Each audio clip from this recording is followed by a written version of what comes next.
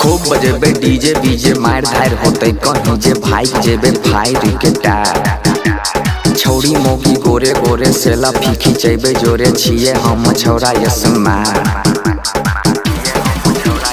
खूब बजेबे डीजे बीजे मार धार होते कहीं जे भाई जेबे फायर के टार छौड़ी मोगी गोरे गोरे सेल्फी साइड के खिंचबे जोरे छिए हम छौरा यसमार।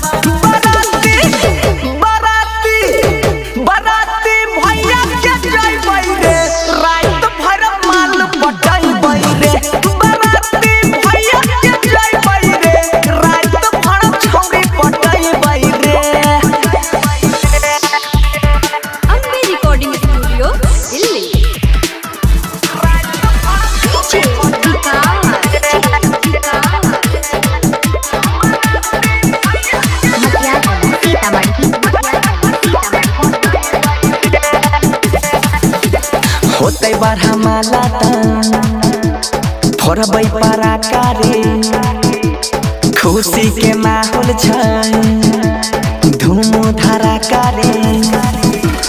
होते बारह माला फोड़बै पराका रे खुशी के माहौल छै धूम धड़ाका रे।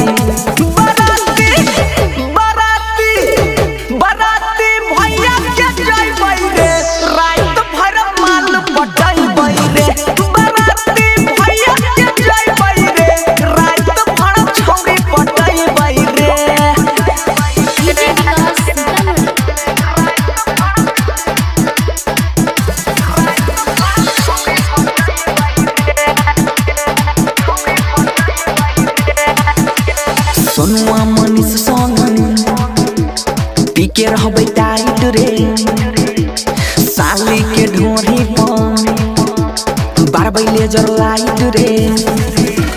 सुजीत बंसी संग पीके रहबै टाइट साली के ढोरी पर बारबै लेजर लाइट रे।